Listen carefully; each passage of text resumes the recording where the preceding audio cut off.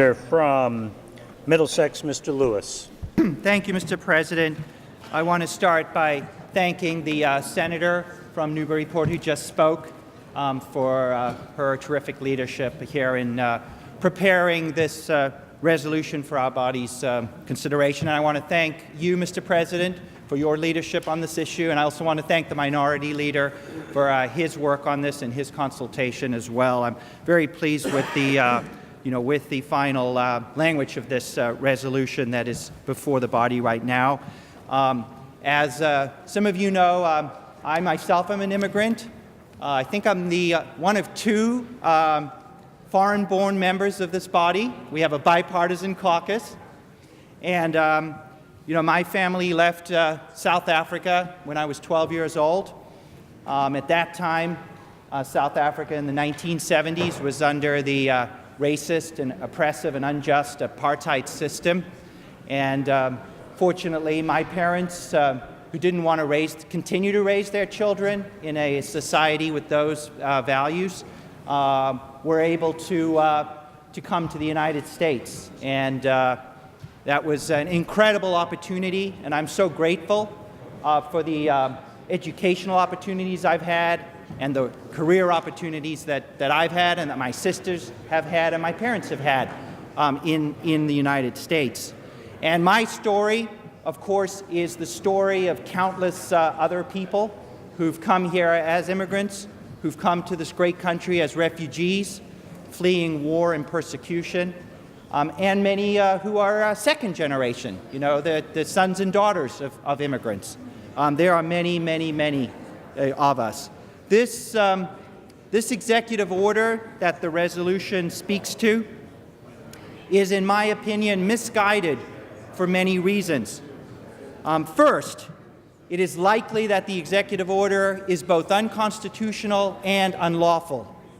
Several judges, including a federal judge here in Boston, have already taken action to stay this order.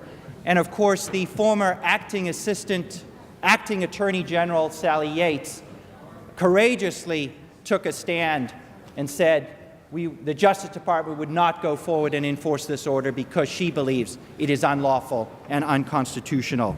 Second, contrary to, I believe, the claims of our President, this executive order does not make our communities, our Commonwealth, and our country safer. And I fear it makes us less safe, and it actually threatens our national security. The State Department dissent memo, virtually unprecedented to see. I now believe it's close to 1,000 employees of the State Department signing on to this memo, signaling that they believe that this order is contrary to the interests of our country and contrary to our national security. And these are the people that work on the front lines every day in this country and around the world and understand deeply what keeps us safe.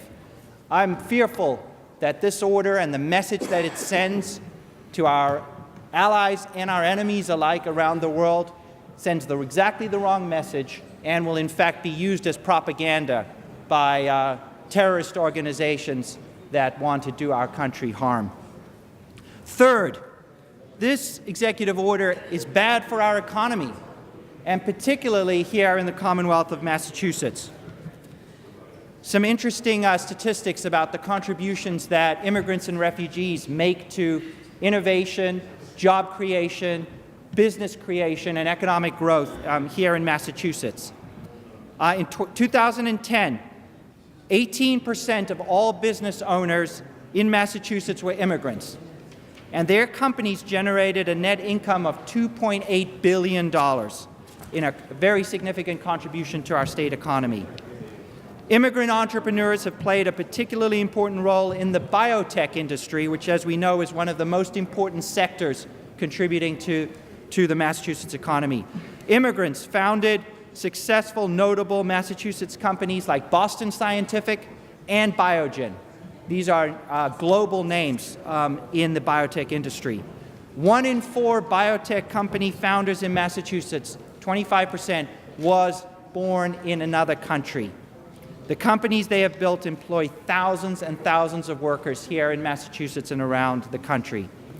A 2015 report from the Fiscal Policy Institute found that in the greater Boston region, immigrants own 29% of all of our small Main Street businesses.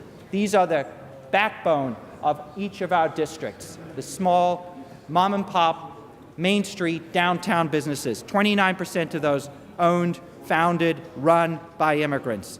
And virtually all of the growth in this business sector since 2000 can be linked to immigrants in one way or another. That's remarkable.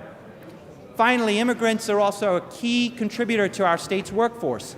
As we know, our birth rate has leveled off, and there's very little growth in our native-born population.